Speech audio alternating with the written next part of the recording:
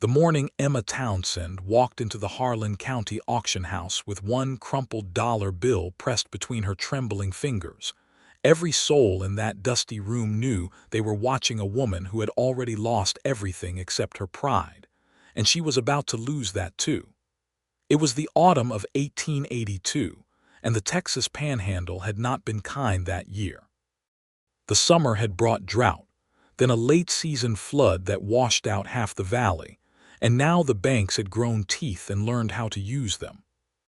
Harlan was a small town by any measure, a main street of warped timber buildings, a saloon that never fully closed, a general store run by a man named Aldous Briggs who kept a ledger with more names in red ink than black, and a courthouse that doubled as the office of Judge Harlan Pruitt, a man whose loyalty to the law was exceeded only by his loyalty to whoever paid him most generously.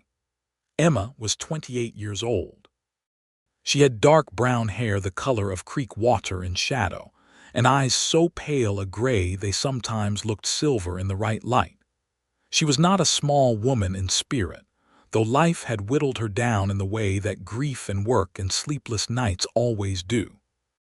She wore a black dress that had been black when her husband Thomas died 14 months ago, but was now closer to a dull charcoal, the hem frayed, the buttons replaced twice over with ones that did not quite match. She had a daughter, 6-year-old Lily, who was currently sitting with old Margaret Foss 3 streets over, eating oatmeal and pretending the world was not falling apart. Thomas Townsend had been a good man. Not a brilliant one, not a prosperous one, but a man with a warm laugh and honest hands who had worked a 40-acre parcel outside of Harlan for 7 years. He had taken ill with a chest infection in August of 1881 and been dead before October had finished arriving. He left Emma the land, a pair of mules, $18 in a coffee tin, and a mortgage held by Harlan Savings and Trust, which was, in practice, held by a man named Denton Marsh. Denton Marsh was 52, broad as a doorframe, and wore his wealth the way some men wear a weapon visibly, deliberately, so you never forgot it was there. He had come to Harlan in 1875 with a wagon full of capital and an understanding of how frontier towns worked, which was to say he understood that land was everything and that desperate people would sell it cheap. Over 7 years he had accumulated 4 ranches, a controlling interest in the Savings and Trust, the grain elevator north of town, and the goodwill of Judge Pruitt, which he maintained through regular cash payments disguised as legal consultation fees. When Thomas died, Marsh had given Emma 60 days to settle the outstanding balance on the mortgage. When she could not, he extended it by 30, not out of kindness, but because he wanted the land and not a legal dispute, and 60 days had not been long enough for the paperwork to process cleanly. When those 30 days elapsed, he filed with the county. The land was scheduled for public auction on the 2nd Thursday of October, 1882. Emma had spent those 14 months doing everything she could. She had worked the land herself through the spring, planting what Thomas had planned to plant, pulling water from the well every morning before the sun was fully up. She had sold the second mule, then a set of Thomas's tools, then her mother's silver candlesticks that had come west with her in a cedar box. She had taken in mending from 3 families and done laundry for the boarding house on Creek Street every Monday and Friday. She had written a letter to her brother in Missouri, who wrote back that he was sorry but had nothing to give. She had saved, across 14 months of doing all of that, exactly $1.11. She walked into the auction house that Thursday morning knowing exactly what $1.11 would buy in a land auction in Harlan, Texas. She knew it would buy nothing. She walked in anyway, because Lily deserved a mother who showed up, and because Thomas had worked that land with his hands, and his blood, and Emma was not going to let it be taken without at least standing in the room and making Denton Marsh look her in the face while he did it. The auction house smelled of sawdust and tobacco, and the particular sourness of men who had ridden in early and not yet had occasion to wash. There were perhaps 30 people crowded into the long rectangular room: ranchers, speculators, a pair of lawyers from Amarillo who had come for another matter and stayed out of curiosity, a few townspeople who attended every auction the way others attended church, for the ritual of it. Emma came in through the front door and the room shifted. Not dramatically, there was no sudden silence, no theatrical pause, but eyes moved. A few men removed their hats. Old Mrs. Calloway, who attended every civic event in Harlan and reported on all of them to anyone who would listen, pressed her lips together in a way that meant she was already composing the account she would give later. Emma took a place along the left wall and held her dollar. She did not see Clyde Keller come in. He had arrived in Harlan 4 days earlier, riding in from the northeast on a dark bay horse named Cole, with a saddle roll and a pair of saddlebags that held a change of clothes, a well-read Bible, a surveying kit, and a money belt that would have surprised most people in that room. He was 34 years old, lean and weathered in the way of a man who lived outdoors by choice rather than necessity, with dark hair going gray at his temples and a jawline that looked like it had been carved by someone who believed in clean lines. He had gray-green eyes that were watchful without being cold, and hands that were calloused but precise. He was not from Harlan. He was from up near Tascosa originally, but he had spent the last several years ranging surveying land for a company out of Dallas, buying and selling parcels when the opportunity was right, working cattle drives when the money ran thin. He was, in the estimation of people who had known him longer than 4 days, a man who had done a great many things and settled into none of them, not out of restlessness exactly, but out of a particular kind of patience, as though he were waiting to find the thing worth settling into. He had come to Harlan because he had heard there was good land being auctioned cheap, and because he had savings enough to be selective, and because the Panhandle was opening up in ways that a man with capital and surveying experience could profit from considerably. He slipped into the back of the room as the auctioneer, a thin man named Crandall with a voice like a handsaw, was sorting his papers. Clyde scanned the room the way he always did, systematically, without appearing to, and that was when he saw Emma Townsend standing against the left wall in her charcoal dress with her dollar bill, and something in the way she was standing stopped him cold. It was not that she looked defeated. That was the thing. A defeated woman would have looked at the floor. Emma was looking straight ahead, jaw set, shoulders back, and there was something in her eyes that was not hope exactly but was something fiercer than despair. It was the look of a person who intended to witness what was being done to her with full clarity, so that she could carry it accurately for the rest of her life. Clyde did not know who she was or what her story was.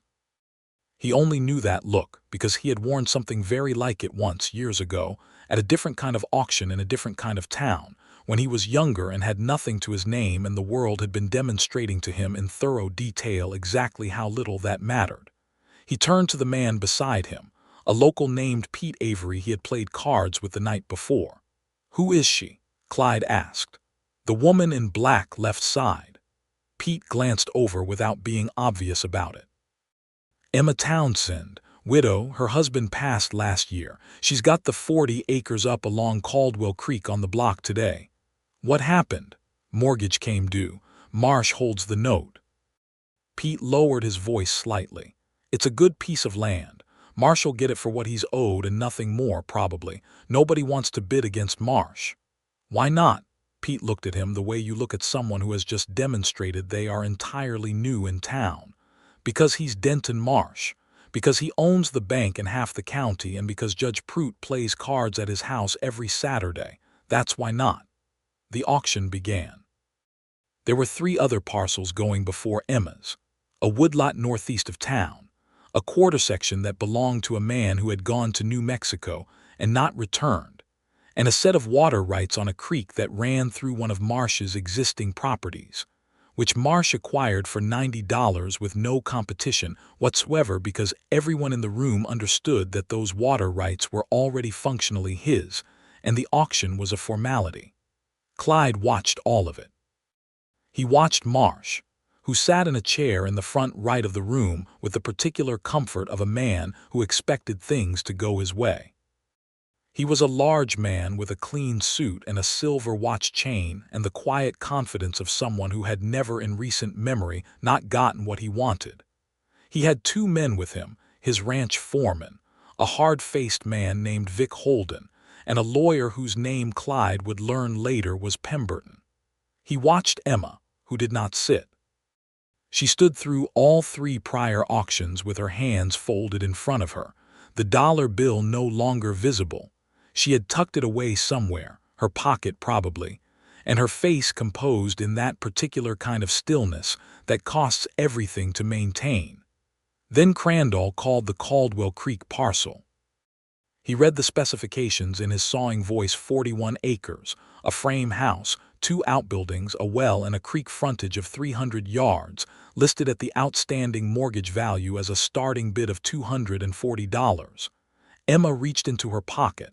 Clyde felt something tighten in his chest. 240, Crandall said, looking at the room. Do I have 240? Marsh's lawyer raised a hand. 240.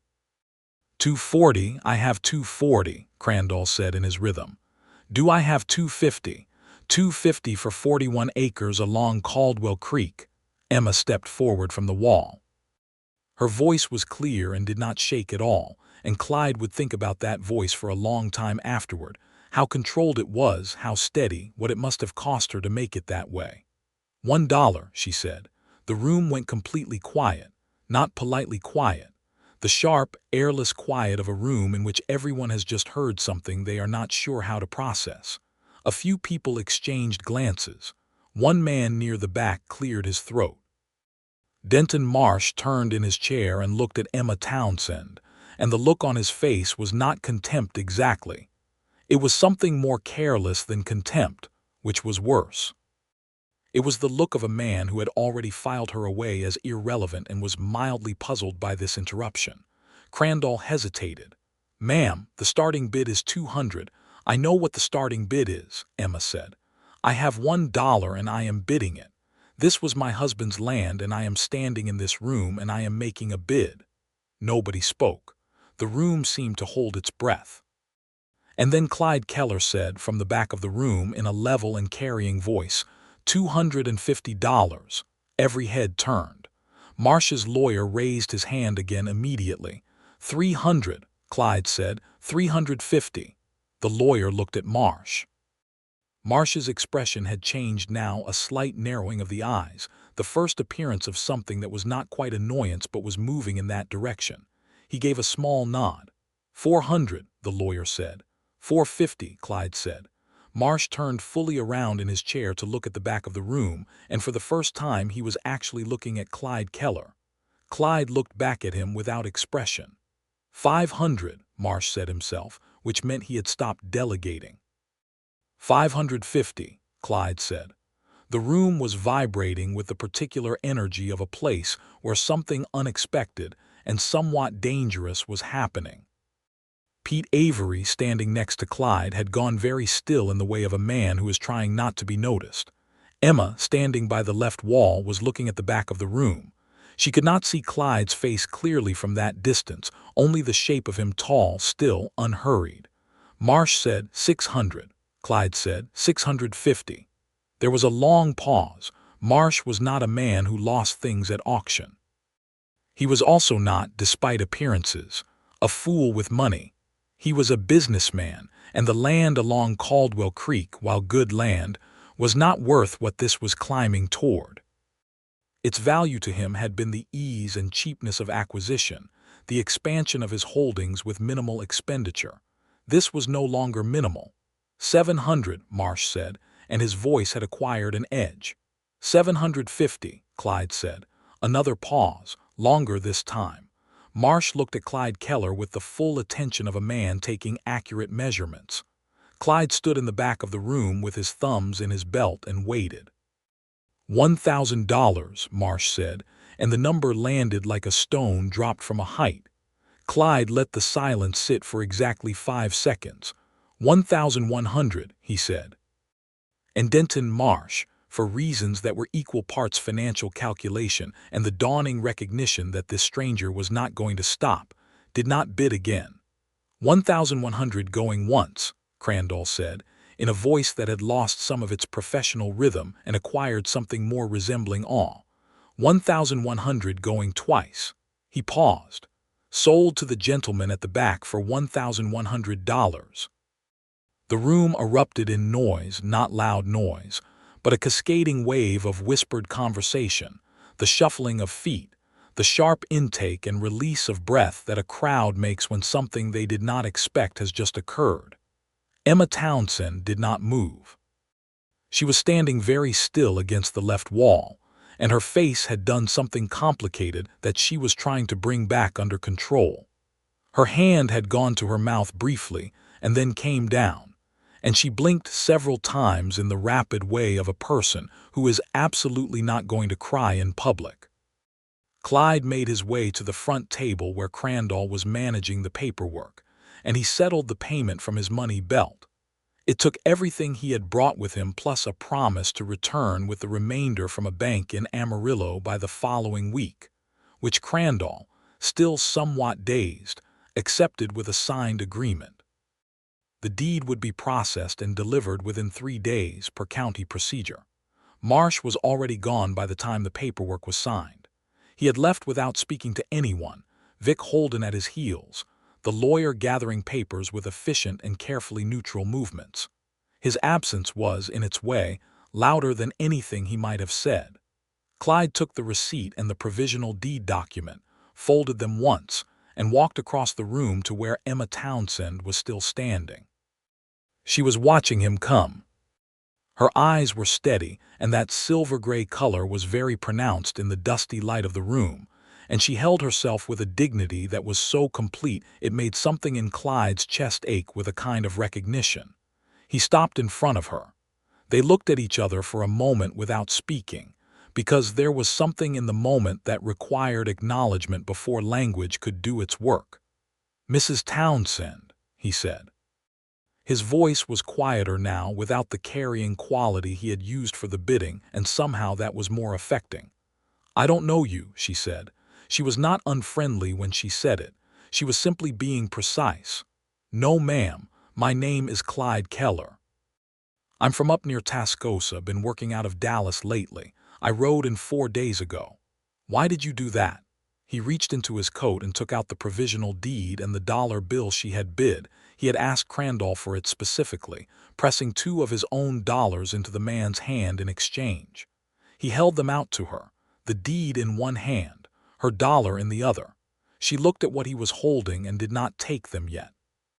"Mr. Keller," she said carefully, "I cannot accept that deed. You paid over $1,000 for that land." "I know what I paid." "Then you know I have no way of repaying it." "I'm not asking you to repay it." "Then what are you asking?" He thought about how to answer that honestly. "Nothing," he said finally. "I'm not asking for anything. I watched a woman stand in a room and make a $1 bid on her dead husband's land because she intended to bear witness to what was being done to her, and I found I couldn't let it happen. That's the whole of it. Take the deed, Mrs. Townsend. The land is yours." Her jaw worked once. She looked at the deed and then at him and then at the deed again. "You don't know me," she said again, but it was different this time, wondering almost rather than cautious. "No," he agreed. "I don't." She took the deed. She took the dollar. She held them both with a care that was almost ceremonial, and then she said in a voice that was just barely not broken, "Thank you, Mr. Keller." "You're welcome, Mrs. Townsend." He was about to turn, some instinct of not wanting to overwhelm the moment directing him toward the door, when she said, "Wait." He waited. "Will you?" She stopped, started again. "I don't have anything to offer you. I want to be plain about that. I have a daughter who is 6 and a farmhouse that needs 3 roof tiles replaced, and I can cook a decent supper.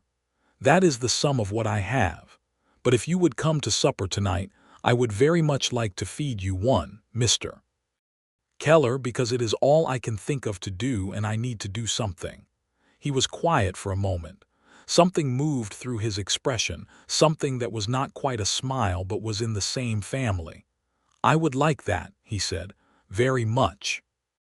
Emma gave him directions to the farm on Caldwell Creek, and then walked out of the auction house into the October sunshine, and she had to stand on the sidewalk for a full 2 minutes pressing her hand against her sternum before she could trust her legs sufficiently to walk to Mrs. Foss's house to collect Lily.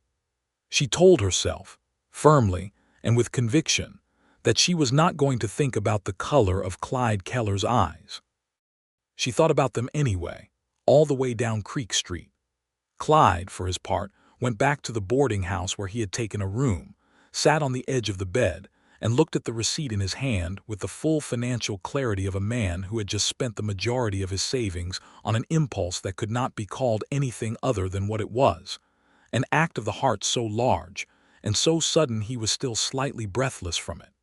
He was not by nature an impulsive man. He was careful, methodical, given to taking the long view of things. He had built his savings over years of discipline and hard work, and several very good land deals and one excellent cattle season. He did not do things without knowing why. He knew why he had done this. He was honest enough with himself to know it clearly, even if the knowing was something he was going to need time to examine properly. He had looked at Emma Townsend standing against that wall with her dollar and her unbending spine, and something in him had recognized something in her with the completeness and the sudden certainty of a compass finding north. He was 34 years old. He had spent those 34 years moving, working, accumulating skills and capital, and the kind of solitary self-sufficiency that is both a freedom and a wound. He had been close to marriage once, 5 years ago, and it had not happened for reasons that had seemed important at the time, and that he had stopped understanding entirely about 2 years afterward. He was not a man who made friends easily or trusted quickly, but when he did, the trust was total and permanent. He looked out the window of the boarding house at the dusty main street of Harlan, and thought about 40 acres along a creek and a woman with silver-gray eyes who had stood in that auction house and refused to be invisible. He went to the general store and bought a bottle of good whiskey and 2 jars of apple preserves, because a man could not show up to a supper without bringing something. The farm on Caldwell Creek was 1.5 miles from town, along a track that wound through scrub brush and tall grass that October had turned the color of old copper. The house was a 1-story frame structure, not large, but solid, built by someone who had known what they were doing and had cared about the result. The roof was weathered but intact, except for the 3 tiles Emma had mentioned. There was a porch with 2 chairs and a railing that needed repainting, a kitchen garden that had been well tended through the season, and was now going to seed in the natural way of late autumn, 2 outbuildings of which one was a barn large enough for 4 horses and one was a tool shed. The creek was visible from the porch, perhaps 200 yards through the stand of cottonwood trees at the east edge of the property, silver flashing in the late afternoon light. It was, Clyde thought, exactly the kind of land he had come to the Panhandle to find. Good soil, reliable water, manageable size. He had come here to buy land and had ended up buying this particular piece of it for reasons that were only partially practical. Lily saw him coming from the front window and had the door open before he reached the porch steps. She was a small child with her mother's gray eyes and a quantity of dark hair that was escaping from its braid in several directions simultaneously. She regarded Clyde with the frank and thorough scrutiny that children of 6 apply to new arrivals. "Mama said you bought our house back," Lily said. "I did," Clyde said. "Why?" "Because it's a good house," he said, which was not the whole answer but was accurate. Lily considered this. "Do you want to see my cat? His name is Persimmon. He's orange. I would like that very much."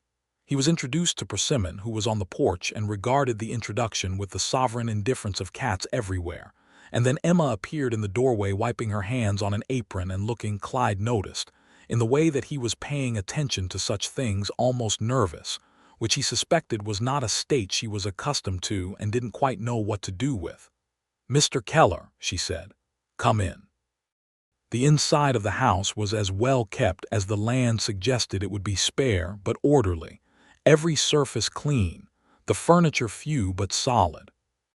There was a braided rug Emma had clearly made herself, a cast-iron stove with a good fire going, a mantelpiece with a small framed photograph, and a ceramic figure that had once been a complete cow but was now missing one leg, repaired with careful glue. The missing leg had a small crack you could see if you looked, and Clyde found he appreciated that she had kept it. He put the whiskey and preserves on the kitchen table. Emma looked at them. "You didn't need to bring anything." "I know. I wanted to." She looked at him again in that careful way of hers, and then she said, "Sit down. Supper won't be long." It was beef stew with biscuits, and it was, without qualification, one of the best meals Clyde had eaten in several years. There was something in the way Emma cooked that was like the way she did everything, with complete attention, without waste or flourish, with an underlying generosity that made the thing more than the sum of its parts. He told her so, and she received the compliment with a slight pink at her cheekbones and the words, "It's just stew," which was the answer of someone who had not been complimented in a while and was not sure how to let one land. Lily ate with tremendous energy and told Clyde everything she knew about Persimmon, about her best friend Martha who lived 2 farms over, about the fact that she had lost 2 teeth in the last month and expected payment for the information about a third that was currently loose, and about a hawk she had seen that morning that had been, in her estimation, enormous. "Bigger than the whole sky," Lily said, spreading her arms. "That is a very large hawk," Clyde said seriously. "It was the biggest hawk ever," Lily confirmed. Emma watched her daughter and then watched Clyde watching her daughter, and something in her chest did a thing she had not been expecting and did not have a name for immediately.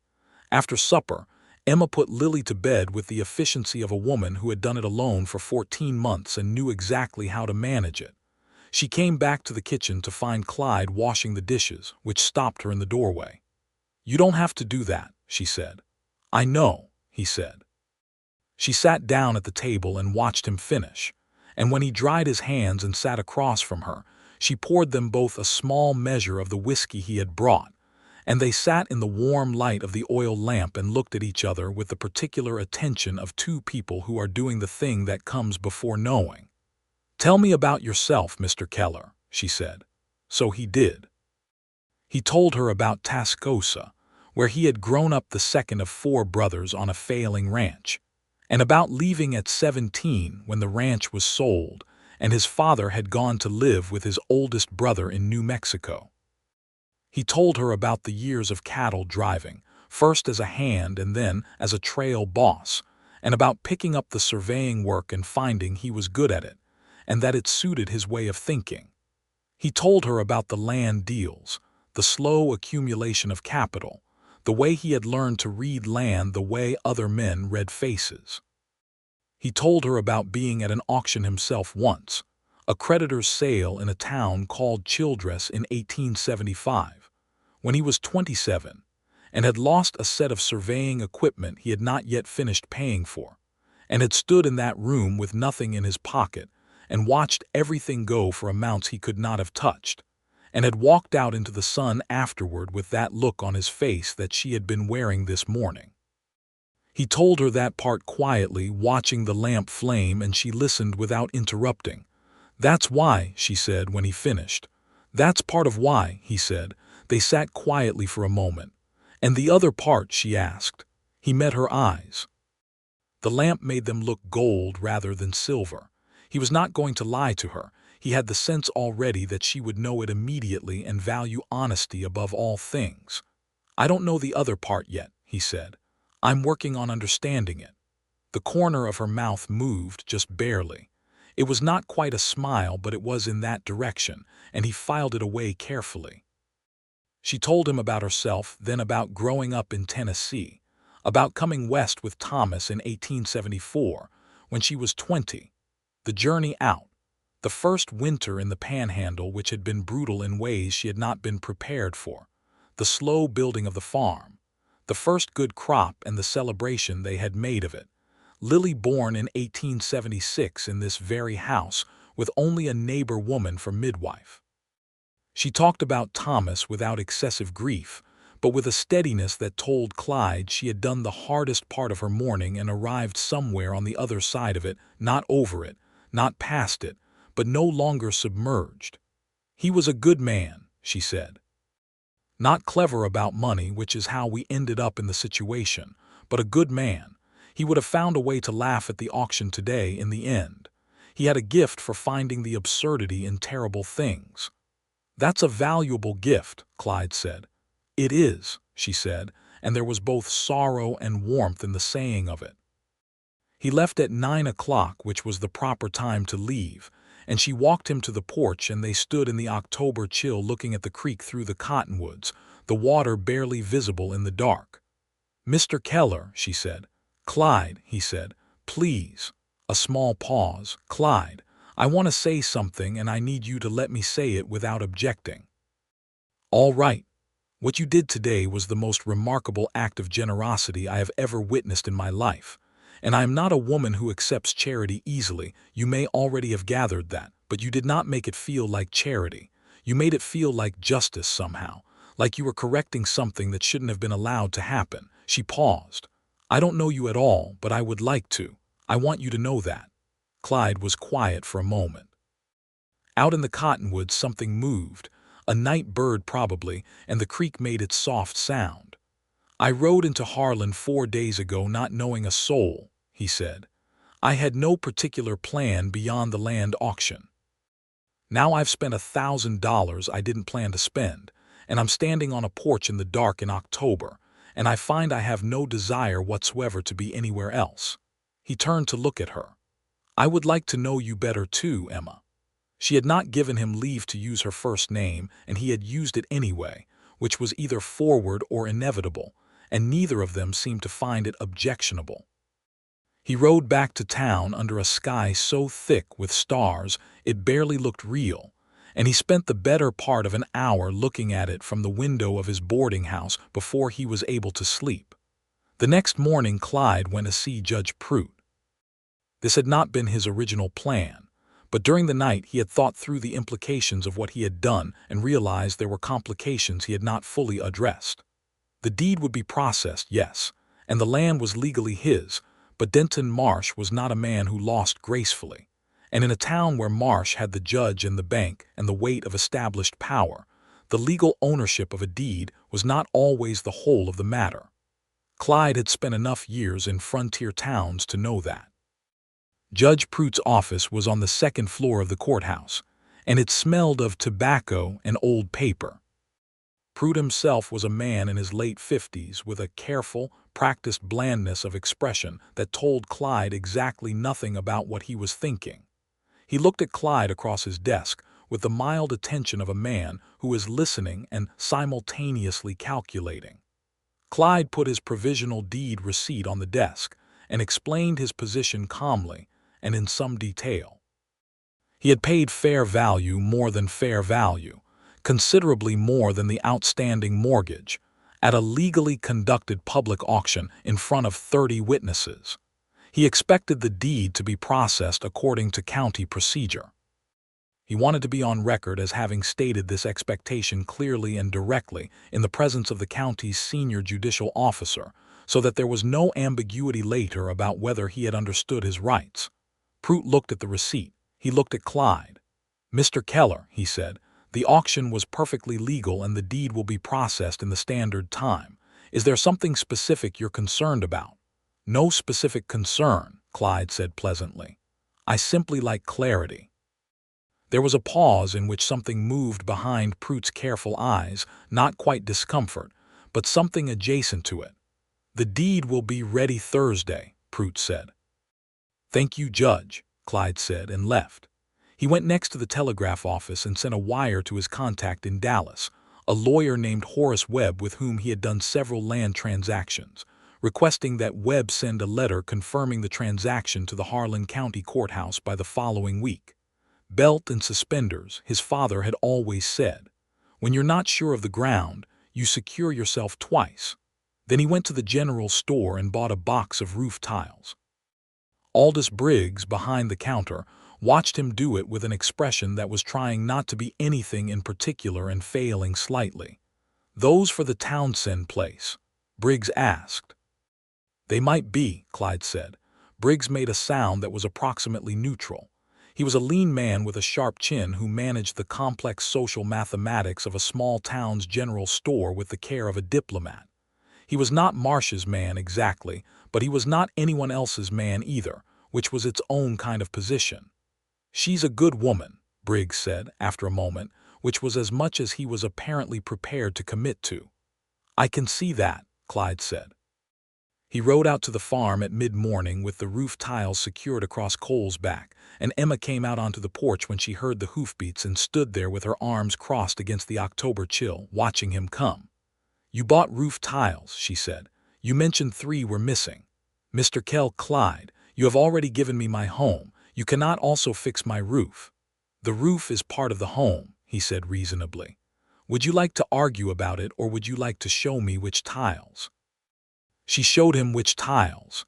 He spent the morning on the roof while Emma worked in the kitchen garden below, clearing the spent plants for winter and preparing the beds. They talked across the distance with the unself-consciousness of people who have already said the important things and are now moving into the easier waters of ordinary conversation.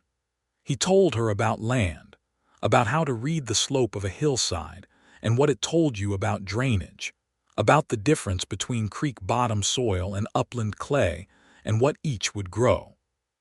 She told him about the farm's 7-year history, what Thomas had planted and what had worked and what hadn't, the year the winter wheat had done remarkably well, and the year the early frost had taken everything. Lily appeared at 11 o'clock, having been released from whatever morning lesson Emma had set her, and immediately became Clyde's roof assistant, which in practice meant she sat on the porch below and offered periodic evaluations of his progress.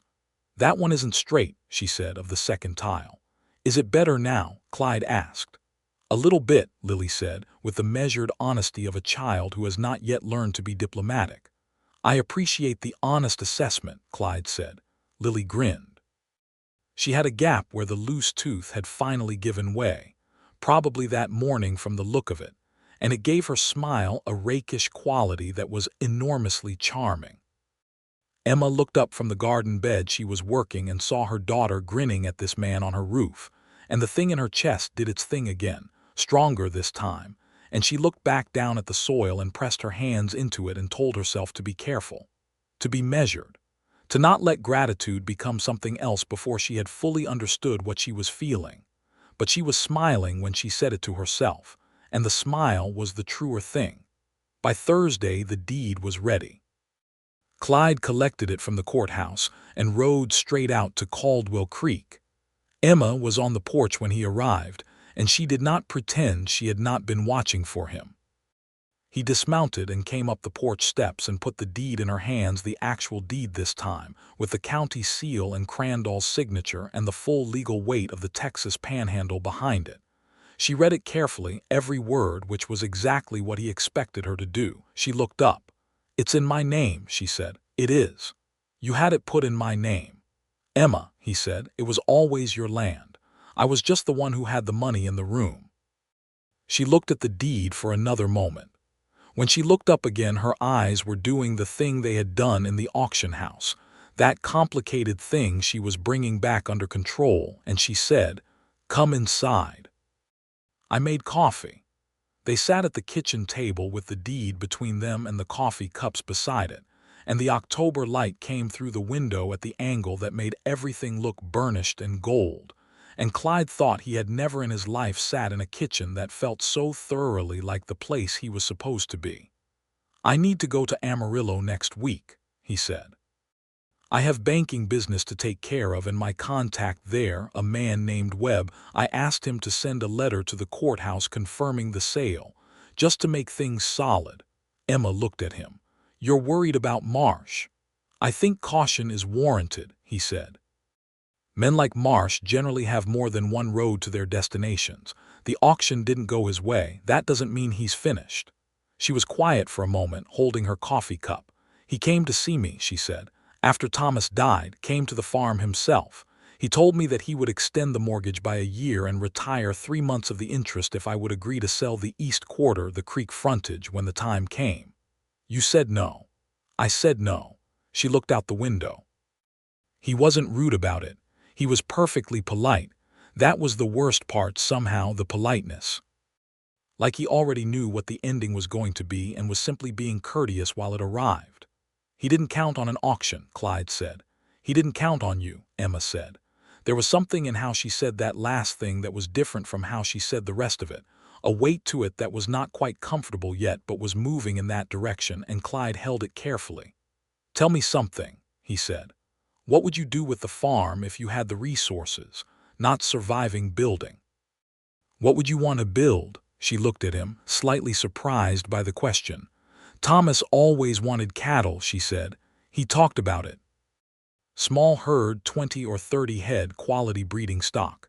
The creek frontage makes it viable, you've got the water.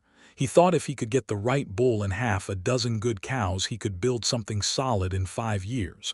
She paused. I think he was right. I think the land would support it. I think so too, Clyde said. I surveyed it in my head while I was on the roof. She laughed. It was the first time he had heard her laugh fully. Not the half-smile he had seen a few times, but actual laughter, and it was low and warm and had a slight surprise in it, as though she had not been expecting to laugh and was pleased to find she still could. You surveyed my roof from my roof.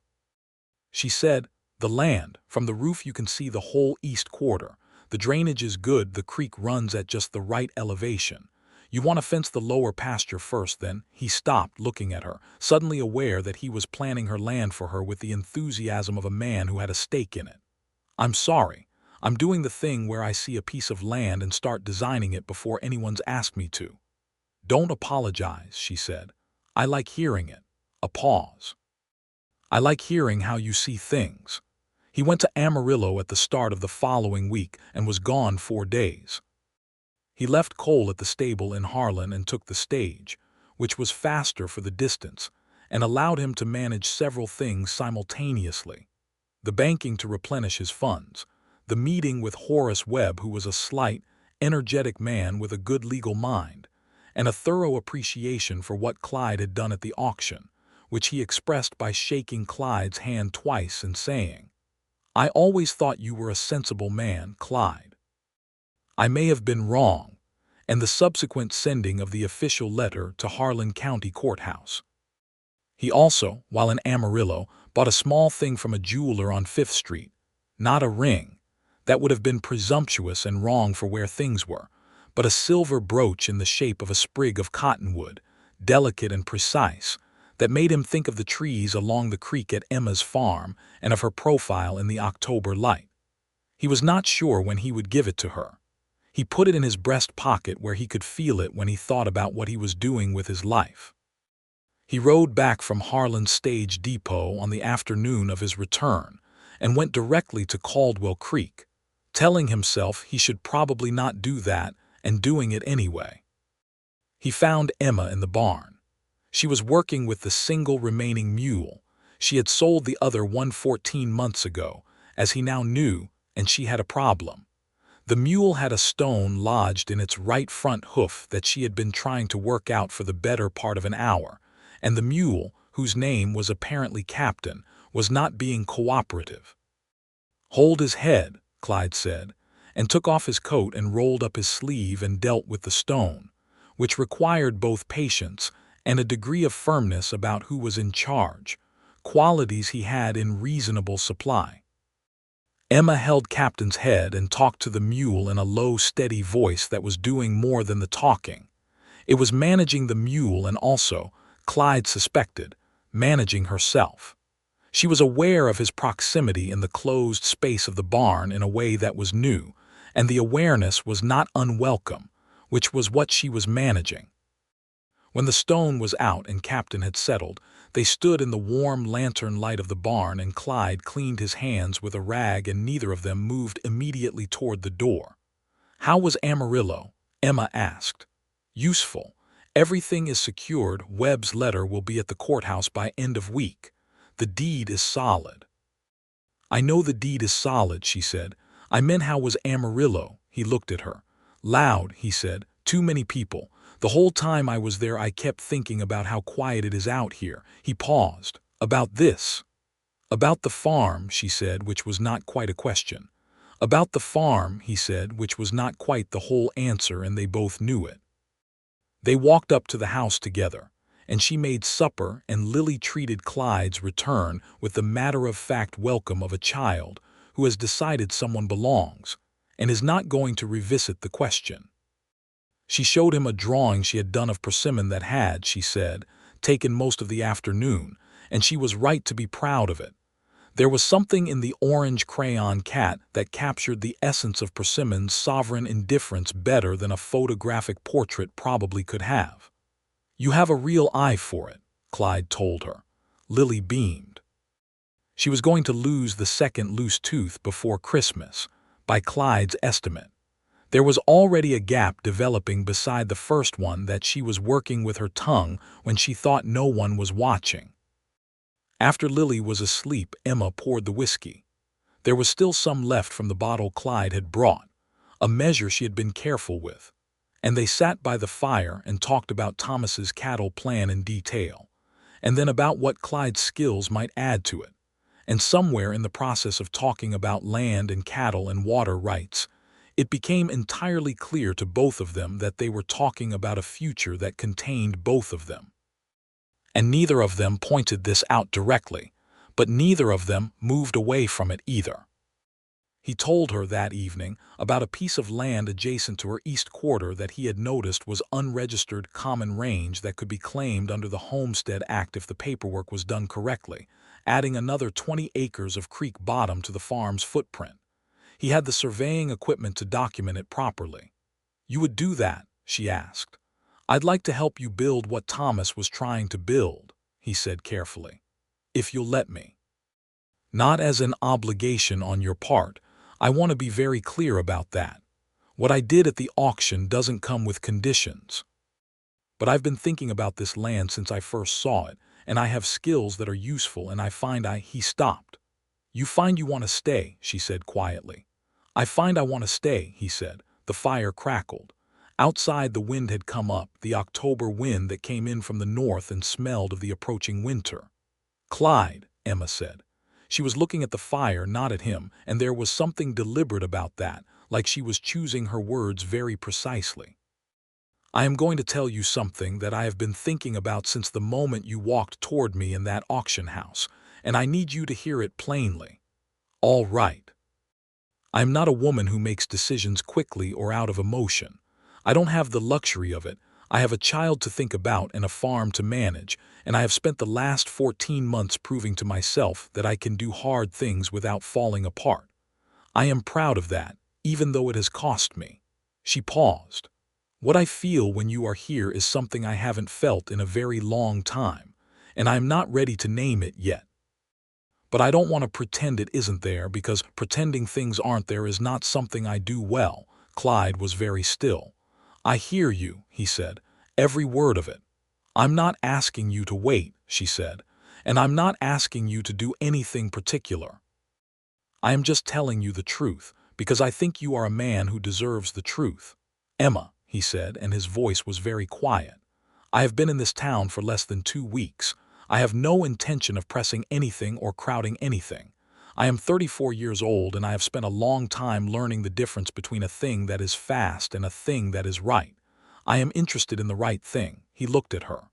I'll be here, in whatever way is useful and good. And I'll wait as long as it takes, because the only alternative is leaving, and I find I can't bring myself to consider it. She looked at him then, finally, turning from the fire, and her eyes in the firelight were gold again and very clear. That is the right thing to say, she said. I know, he said, because I mean it. October turned to November, and Clyde took a permanent room at the boarding house, not at the farm, which would have been improper, but the 3 miles between the boarding house and Caldwell Creek became a route he knew the way a man knows a road he has always been going home on. He helped Emma file the homestead claim on the adjacent 20 acres.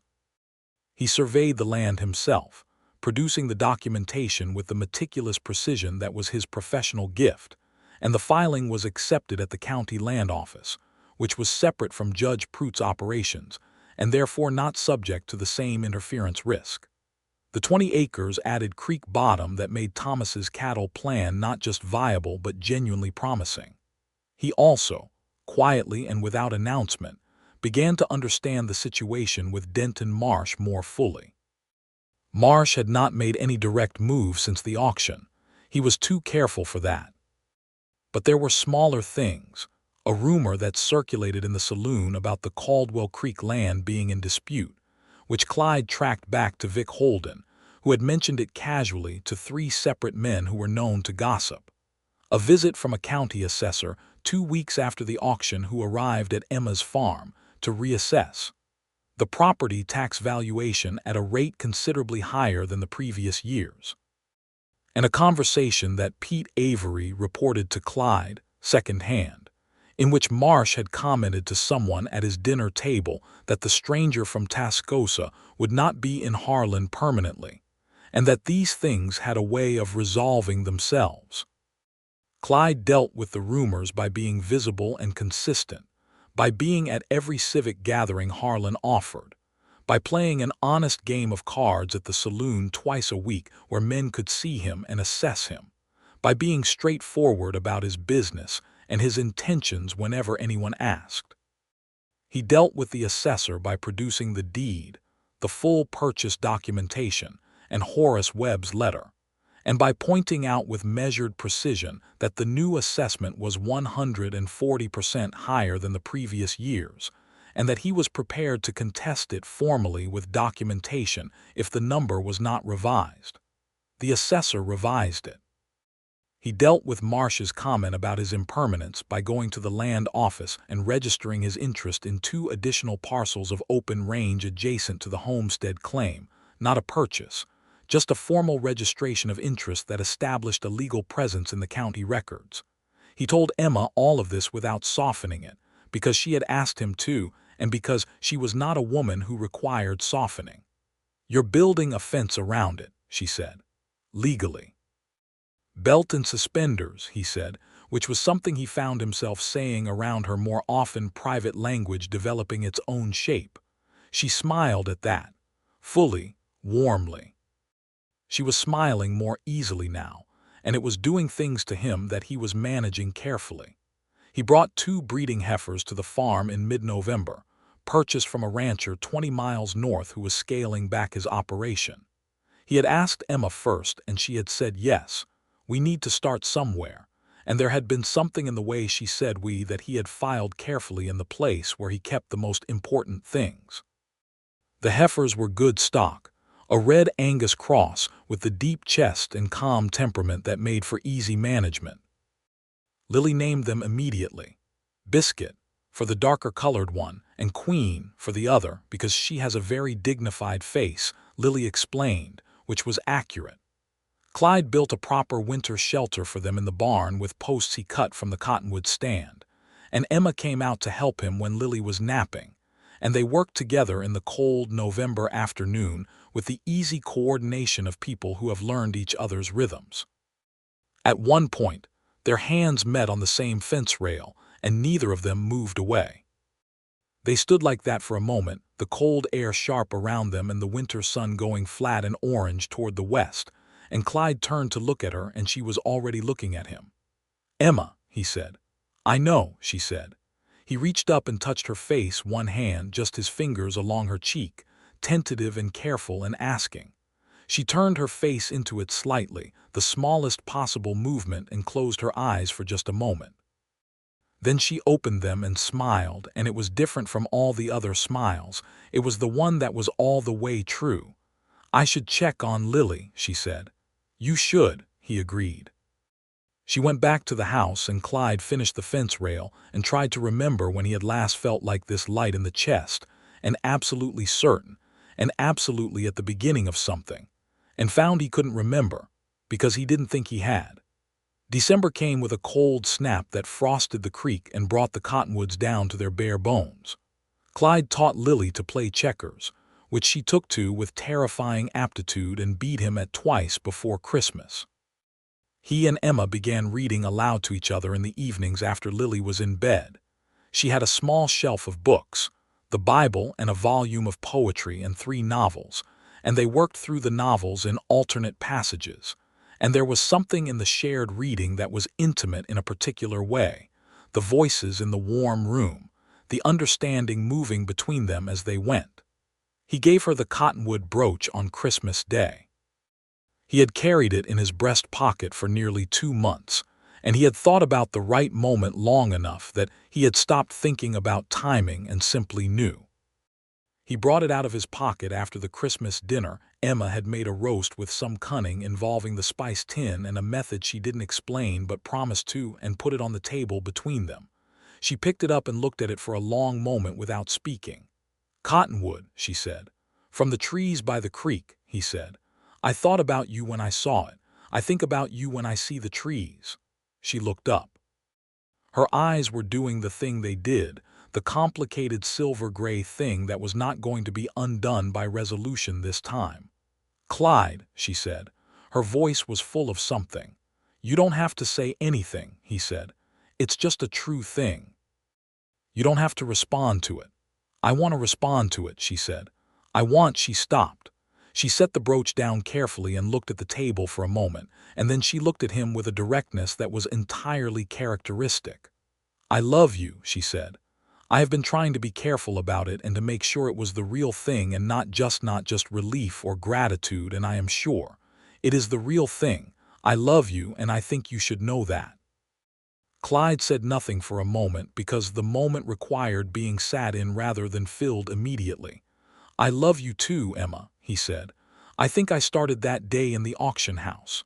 "So did I," she said. "Which I found extremely inconvenient at the time."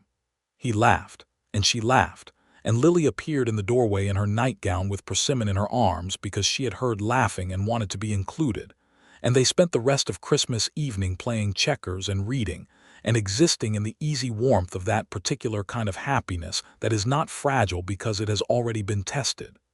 January brought 2 things: a letter from Marcia's lawyer Pemberton, and the first real snow.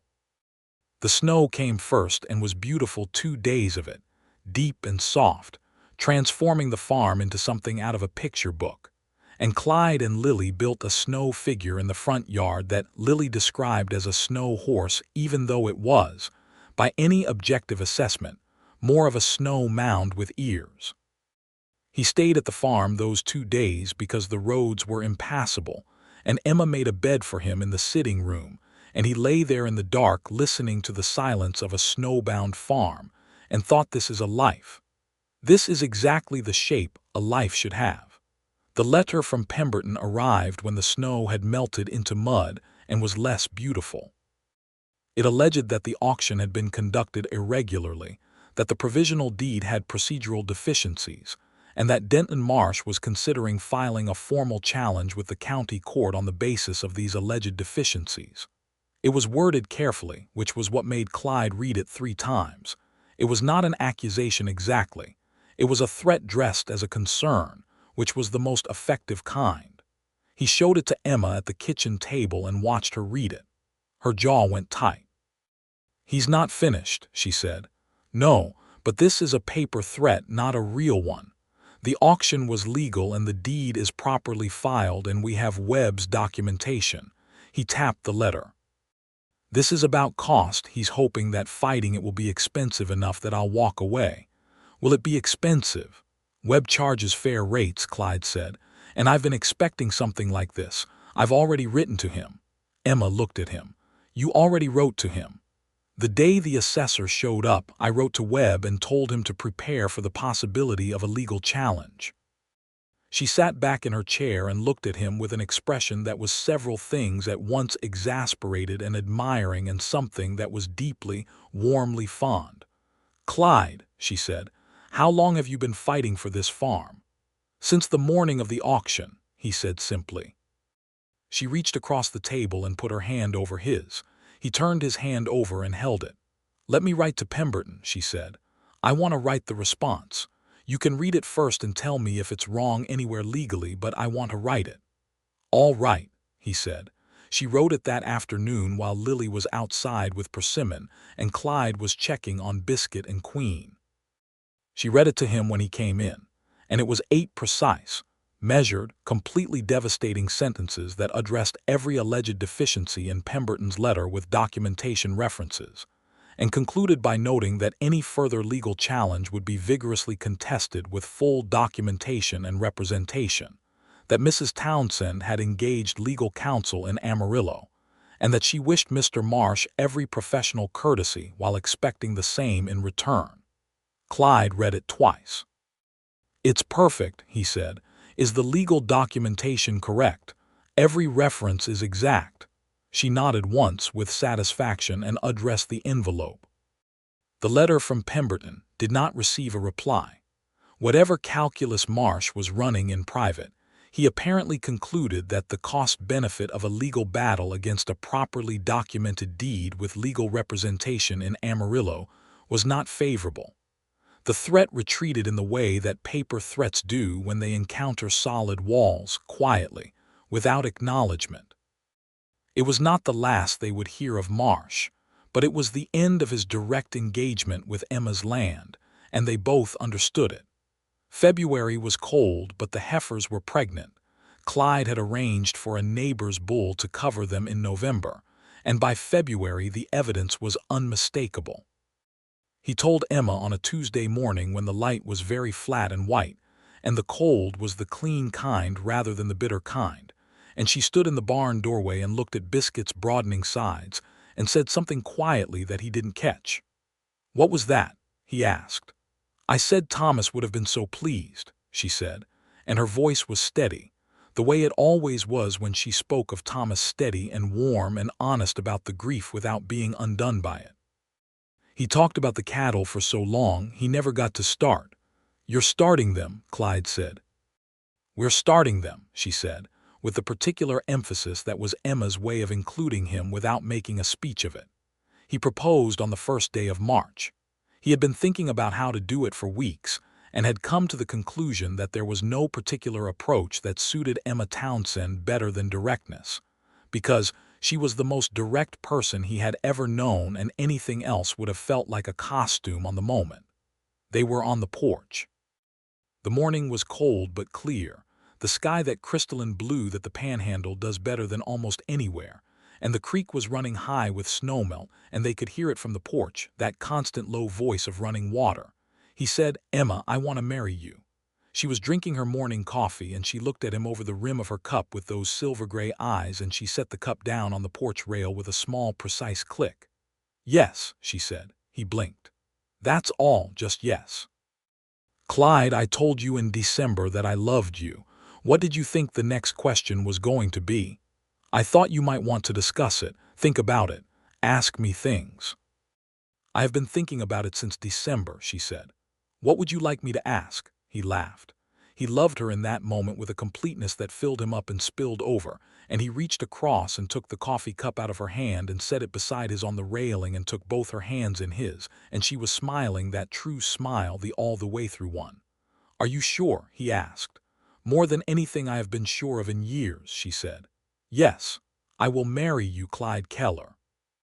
He kissed her then carefully in the way of a first kiss that is also a declaration, and she kissed him back without hesitation, and her hands tightened on his, and the creek ran and the sky was that impossible blue, and somewhere inside the house Persimmon knocked something off a shelf, which was normal. They told Lily at breakfast. Lily received the information with great seriousness, ate 2 bites of her oatmeal, and then said, "Does that mean Clyde will live here?"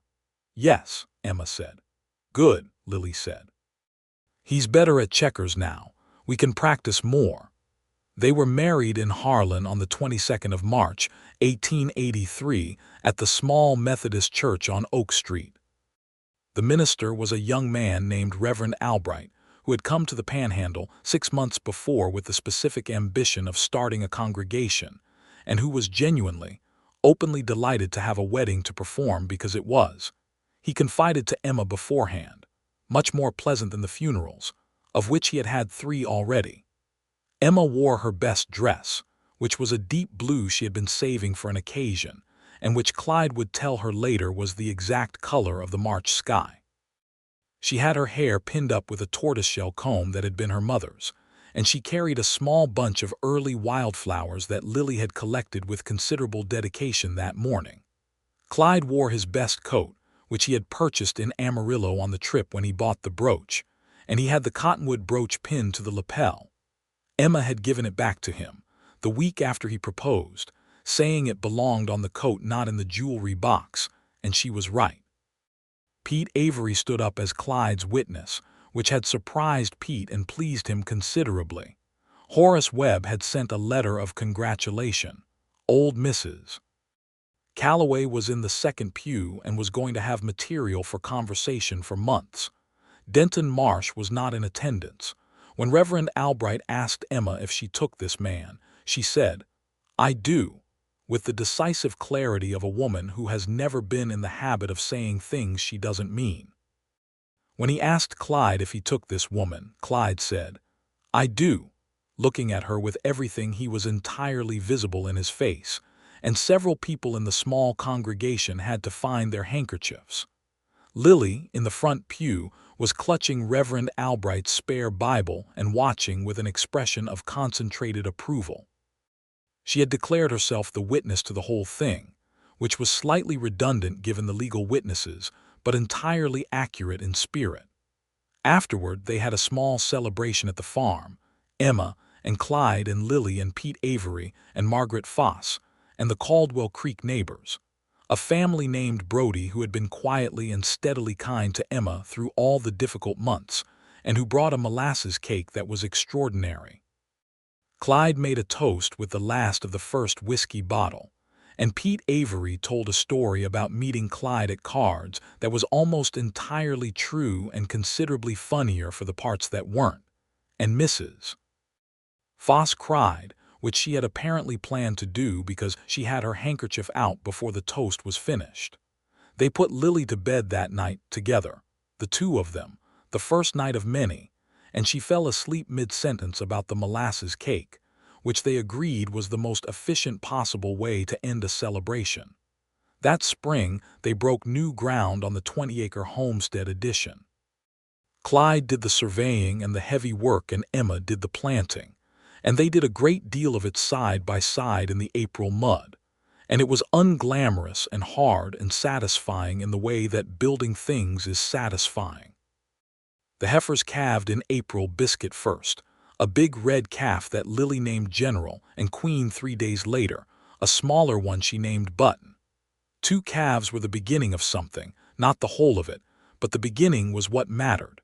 Clyde spent a careful night in the barn when Biscuit was in labor, and Emma brought him coffee at 2 in the morning and sat beside him in the lantern light, and General was born just before dawn while they were both watching. "That's the beginning," Emma said. "That's the beginning," Clyde agreed. He put his arm around her and she leaned into him, and they watched General figure out his legs in the straw, and the barn was warm with animal heat, and the April dawn was starting outside the slats, and he thought, "This is what I was always going toward." All of it.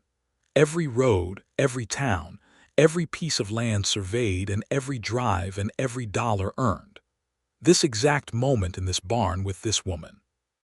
In May, Clyde rode north to meet with a rancher named Beaumont who was selling quality breeding stock, and came back with a young Hereford bull that had the temperament of a creature at peace with the world. He paid a fair price for it from the money he had rebuilt since the auction.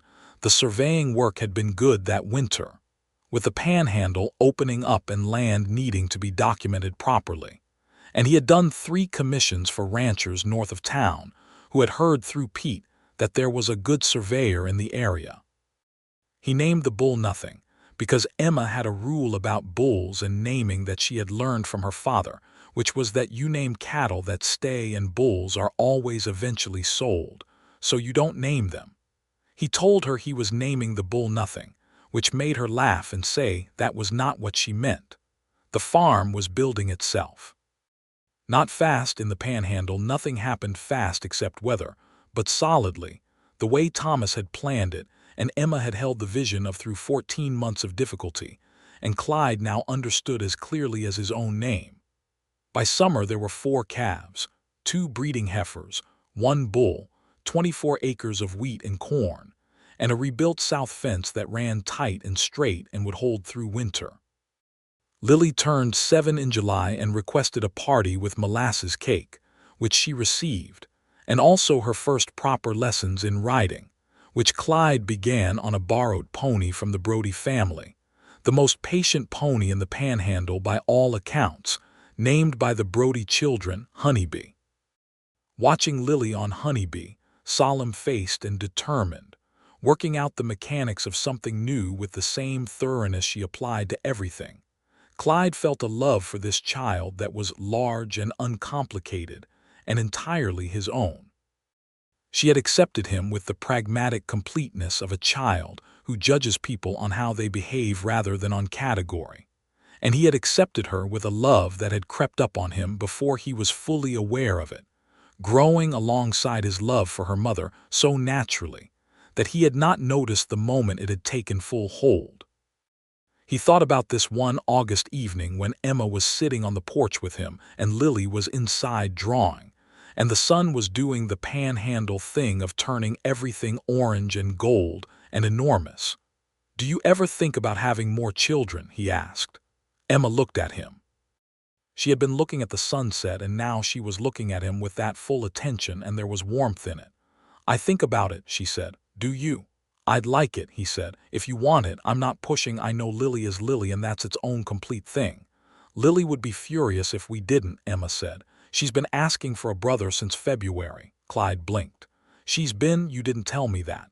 "I was waiting to see what you said." He laughed. "She asked for a brother specifically. Not just, she said brothers are more useful," Emma said, with an expression that was doing a great deal of work to remain straight. "She said sisters want to borrow things." "That is extremely specific reasoning from a 7-year-old.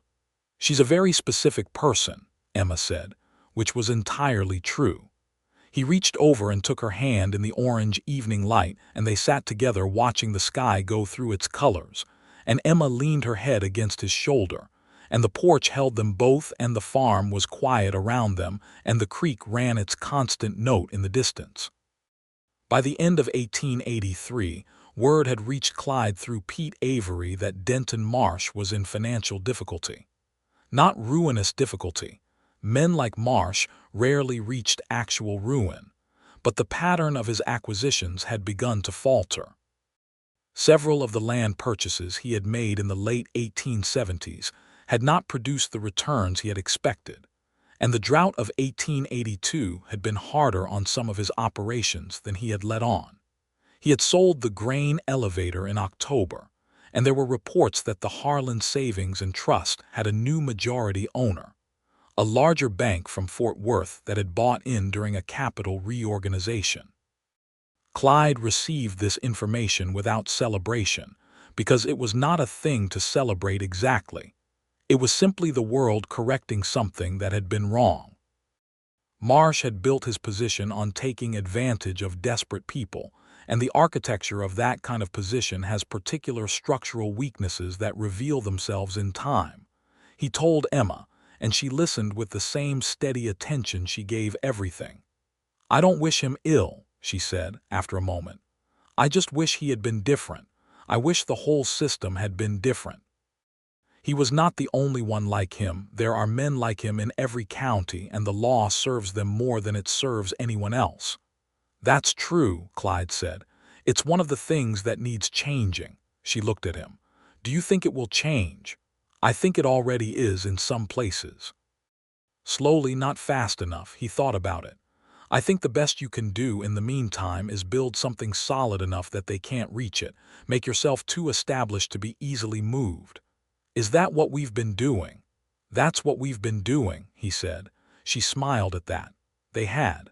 Spring of 1884 brought new life in several forms. The cattle herd had grown to 11 animals by careful management and 2 more purchases, and Clyde had begun talking to ranchers north of Harlan about a cooperative arrangement for driving cattle to the railroad at Dodge City, which was the most practical market, and which rewarded the ranchers who could show up with volume. The Brody family and a man named Cantwell 2 farms east were interested, and between the three of them they could put together a drive of 40 or 50 head, which was worthwhile.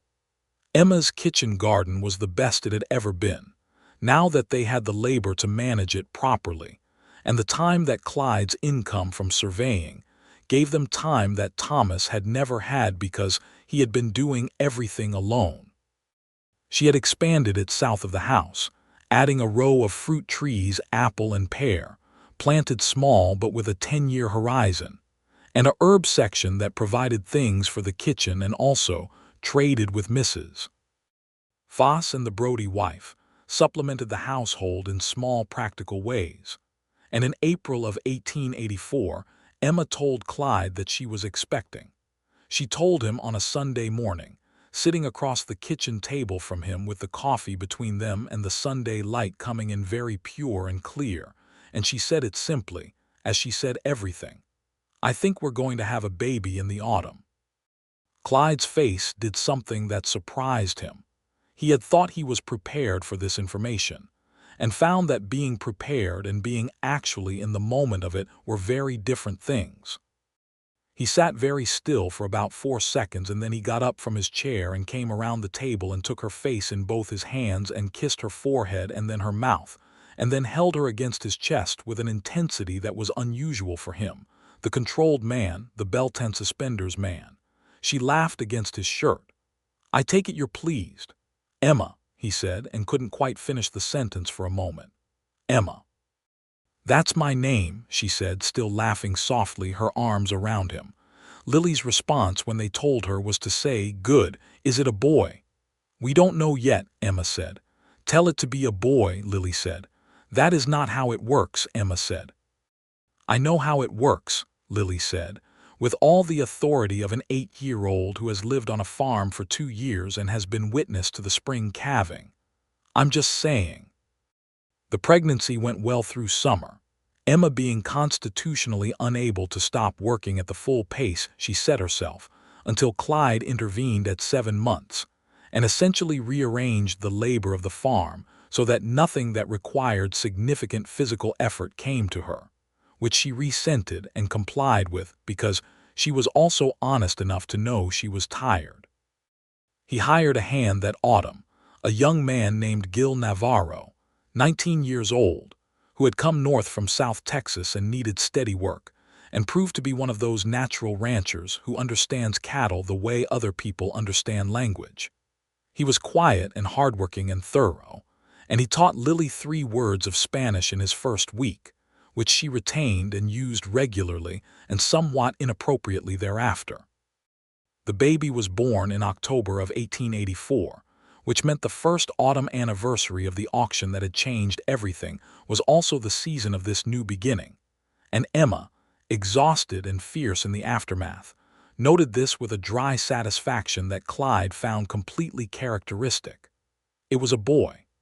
Lily, when she was brought in to see him, stood at the side of the bed and looked at her small new brother with the face of someone who has been vindicated by the universe. "I said a boy," she said. "You did," Emma agreed. "He's very small," Lily said with the concerned pragmatism of someone assessing livestock. "Will he get bigger?" "He will," Clyde said from his position beside Emma, his hand over hers where she held the baby. Lily nodded. "Good, he'll need to be bigger to be useful." She thought about it. "What's his name?" "We thought Thomas," Emma said. She looked at Clyde and he nodded. They had discussed it and agreed without difficulty because it was the right name, and names that are right don't require argument. Thomas James Keller. Lily considered this with appropriate gravity. "Papa would have liked that," she said. She had begun calling Clyde Papa in July with no particular announcement, just a gradual transition that had happened in the natural way of things, and each time he heard it there was something in him that responded with a fullness he still hadn't entirely got used to. "I think so too," Clyde said. "Can I hold him?" "Sit down first," Emma said, and Lily sat on the chair beside the bed and received Thomas James Keller into her 8-year-old arms with tremendous seriousness. And he looked up at her with the unfocused gaze of the newly arrived, and she looked down at him with the expression of someone taking on a responsibility. "Hello," Lily said. "I'm your sister. I'm going to teach you checkers when you're old enough. You're probably going to be terrible at it at first, but that's all right." Clyde and Emma looked at each other over Lily's head, and the look was everything, the humor and the fullness and the completeness of it, the two of them with this particular family in this particular house on this particular land, and all the road that had brought them here, and all the road ahead. The cattle drive in the spring of 1885 went to Dodge City as planned. 47 animals between the Keller farm, the Brody operation, and Cantwell's place, and it returned a price that gave Clyde the numbers he had been waiting for. He sat down with Emma at the kitchen table, Thomas in his cradle beside them, and Lily doing her lessons at the far end, and he laid out the figures with the precise clarity of a man who has been thinking about something for a long time and is ready to say it. The farm was solvent. More than solvent, it was building, properly building, the way Thomas had planned it. The herd would double in 3 years at their current rate. The wheat had been good 2 years running, and there was money in reserve for the first time since Emma had stood in that auction house with her dollar. "I want to use some of it to rebuild the barn," Clyde said. "The north wall is going to need it by winter. And I want to put in a proper root cellar. What we have now is barely adequate for the winter storage. And the south fence needs a new gate," Emma said. "And the south fence needs a new gate," he agreed. "And I think we should start talking to Gil about whether he wants to stay on permanent or whether he's going to move on. He's too good to lose." "He's going to stay," Emma said.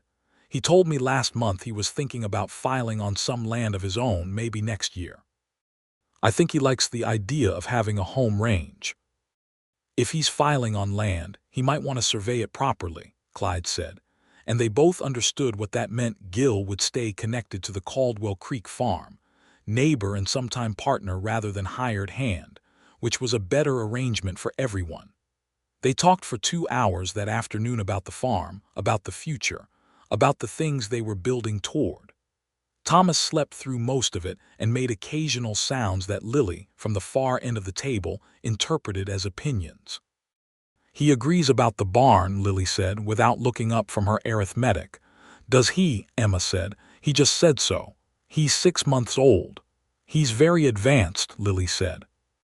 The barn was rebuilt in the summer of 1885, Clyde and Gil doing most of the structural work with help from the Brody men, and Emma feeding all of them with the organized generosity of a woman who understands that good work requires fuel. The new barn was taller and wider than the old one, with better ventilation and proper stall arrangements for 6 horses and a hay loft that would hold winter stock. It was the best building on the property, and they were both proud of it in the practical way, not as an ornament but as evidence of stability. Pete Avery came out to see it and stood in the doorway and shook his head slowly.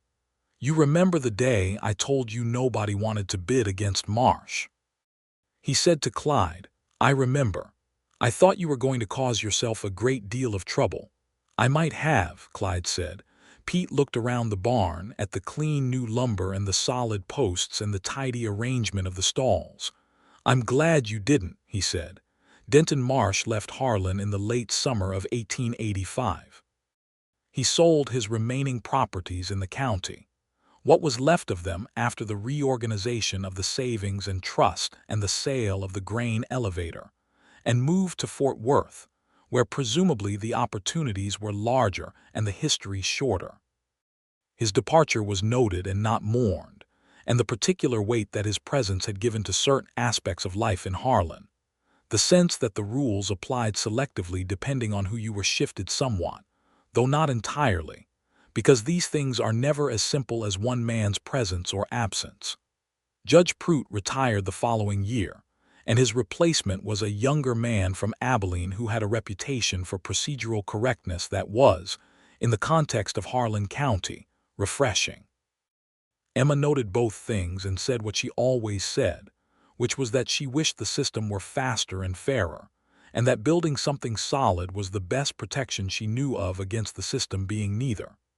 Thomas took his first steps in November of 1885, in the kitchen, between Emma and Clyde with their arms held out to catch him, and he made it 4 steps before sitting down suddenly and looking extremely surprised at himself. "Again," Lily said immediately from her position as official observer. "He did it again. 6 steps this time." Lily applauded with an enthusiasm that startled him into sitting down again, and the kitchen was full of laughter, and Emma looked at Clyde and Clyde looked at Emma, and there was everything in the look. The road behind them and the room they were standing in and the boy on the kitchen floor and the girl applauding and all of it, exactly right. Christmas of 1885 was the first one that felt fully settled. Not the first good Christmas, because the Christmas with the brooch and the declaration had been good, and the one after had been good too, but this one had the specific quality of a life that has found its shape and is now living in it fully. The farm was solid, the family was whole, Thomas could walk and was doing so constantly and into everything.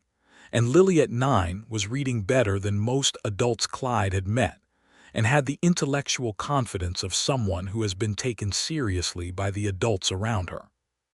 They had a proper Christmas tree for the first time, a cedar from the east pasture that Clyde cut with Lily's supervision and Thomas's enthusiastic presence, and Emma had made ornaments from scraps of ribbon and tin, and it stood in the sitting room corner with the oil lamp beside it making the ribbons catch and glow. On Christmas Eve, after the children were asleep, Clyde and Emma sat by the fire and she leaned against him with his arm around her shoulders, and they didn't talk for a long time, just sat in the firelight with the cedar smell of the tree and the sound of the winter wind outside and the warmth of the stove. "Do you remember," Emma said eventually, "what it was like the day before the auction?" "No," Clyde said. "I wasn't in Harlan yet." She laughed softly. "I was trying to be poetic. Tell me." "I thought the worst thing that could happen was that I would lose the farm," she said, "and I was right that it was terrible. But the day before the auction I couldn't see past that, couldn't see that the worst thing could also turn out to be the beginning of something." She paused. "I keep thinking about how close it was. What would have happened if you had arrived in Harlan a week later, or if you'd gone to a different auction in a different town?" "I don't think about the what-ifs," he said. "No, I think about what happened. What did happen?" He pressed his lips to her hair. "I came into a room and saw a woman standing against a wall with $1 in her hand, and the spine of someone who intended to witness what was being done to her no matter what it cost, and I couldn't leave." She was quiet for a moment. "That $1 is in the deed box," she said. "I know. He had seen it there when they had filed the new homestead papers." "I'm never spending it," she said. "Good," he said. "It earned more than $1's worth." She turned and kissed him, warm and complete in the firelight, and outside the wind moved across the Panhandle in its ancient way, and inside the house their children slept soundly, and the farm held around them, the cattle in the solid new barn, the wheat stored for winter, the south fence with its new gate, the creek running cold and reliable 200 yards through the cottonwoods, and Clyde Keller held his wife in the firelight of the home he had helped her build, and felt the specific peace of a man who has found the thing worth settling into and settled into it completely. In the spring of 1886, Emma told him she was expecting again. Lily, when informed, said, "Is it another boy?" "We don't know yet," Emma said. "Tell it, Lily," Emma said. "I know," Lily said. "It was a girl." She arrived in September of 1886 on a Sunday morning when the light was doing the thing it does in the Panhandle autumn, all golden and enormous and like something out of a hymn, and they named her Ruth, for no complicated reason except that it was a name Emma had always loved and that Clyde found entirely right when she said it. Lily held Ruth with the same solemn responsibility she had brought to holding Thomas, and looked at her with a different expression, this time softer. Somehow, the particular expression of an older sister who sees something of herself in the small new face. "Hello, Ruth," Lily said. "I'm your sister. I'm going to teach you to ride before I teach you checkers because horses are more important." She looked up. "Is that right, Papa?" "That's right," Clyde said. "Good," Lily said, looking back at Ruth with satisfaction. "We understand each other." Thomas, 23 months old and full of opinions, climbed onto the bed beside Emma with great determination and looked at his new sister with the concentrated attention of a small person trying to understand something enormous. "Baby," he said. "That's right," Emma said. "This is Ruth, your sister." "Ruth," Thomas said, tasting the word. He reached out one small finger and touched Ruth's cheek with remarkable gentleness, and Ruth, who was 11 hours old, turned her head slightly toward the touch in the way of all new things moving toward warmth. "She likes me," Thomas said. "She does," Clyde said, and he was looking at Emma when he said it, at her face in the September Sunday light, at the fullness and the tiredness and the love in it. And she was looking at him, and they were both thinking the same thing, or rather, feeling it, since it was too large for a specific thought. This is what we were building toward always. This room. These children. This life between us that is larger and better and more complete than either of us could have made alone. The years that followed were good ones. Not perfect, the Panhandle did not do perfect, but rich and full and built on ground that was solid. There were hard winters and one dry summer and a cattle illness in the spring of 1888 that cost them 3 animals and a month of anxious nights. And Gil Navarro's homestead filing came through, and he proved to be an excellent neighbor, close enough to help when help was needed and independent enough to have built his own good life. Thomas grew into a boy of enormous energy and charm and a talent for finding trouble, and Ruth was thoughtful and precise, and had Clyde's surveying eye for the shape of things, always noticing the way light fell and the way the land moved. Lily, at 13, was teaching the Brody children their lessons, which had begun as a favor and become, everyone gradually understood, a calling.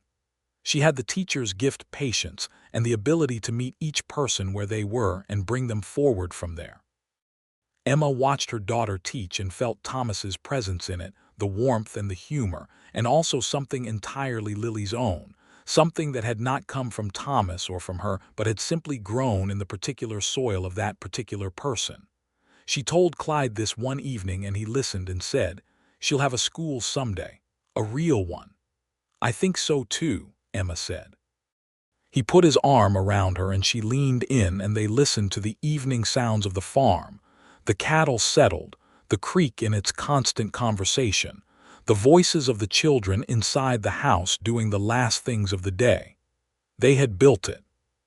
From $1 and a woman who refused to be invisible, and a man who couldn't leave a room without doing the right thing, they had built all of this, and it was theirs, and it was solid, and it was going to last. Emma kept the dollar in the deed box for the rest of her life. She showed it to Thomas when he was old enough to understand the story, and to Ruth, and eventually to Ruth's children.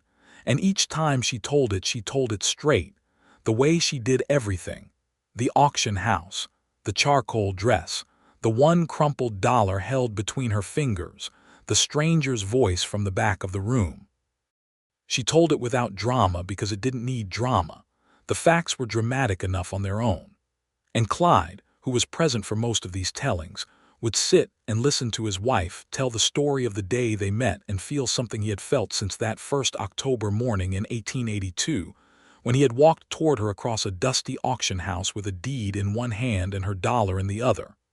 The sense of being exactly where he had always been going, arrived at last, and home. The cottonwood brooch stayed on his coat lapel until the day Lily got married, at 23, to a schoolteacher from Amarillo she had met at a teacher's assembly. And Emma unpinned it from Clyde's coat in the church vestibule and pinned it to Lily's dress instead. And Lily understood immediately what it was and what it meant, and held her mother for a long moment without speaking. Clyde bought Emma another brooch, a different one. A small silver creek with a fish in it that was perhaps slightly optimistic about the artistic possibilities of silver fish. But Emma wore it every day for the rest of her life and called it beautiful, and the word coming from her was always the exact truth. The Caldwell Creek farm grew to 120 acres by 1895, carefully accumulated over years through the legitimate purchase of adjacent parcels as they came available, and it ran a herd of 60 cattle under Clyde's management, with Thomas coming up alongside him. Learning everything there was to know about the land and the cattle and the water and the way a good farm holds together. Ruth planted the apple trees her mother had started a second row of, and made cider in the autumn that became locally famous for a 30-mile radius. And on the evenings when the Panhandle sky did its enormous thing with the light and the color, Clyde and Emma would sit on the porch, the same porch with its rebuilt railing, painted now, solid, and hold their coffee cups and watch it happen. And sometimes they talked and sometimes they didn't, and both were equally good, because they were the kind of married that doesn't need to fill the silence but doesn't fear it either, that has earned the quiet through years of choosing each other in the full light of who they each actually were. Everything that had needed building had been built. Everything that had needed protecting had been held. The dollar in the deed box and the deed that had come with it and the man who had handed them both back to a woman who deserved them, all of it had grown into this life, this family, this particular and irreplaceable piece of the Panhandle, with the creek running through the cottonwoods and the cattle in the fields and the children grown and building their own lives from the foundation that had been made for them. It was enough. It was more than enough. It was exactly everything.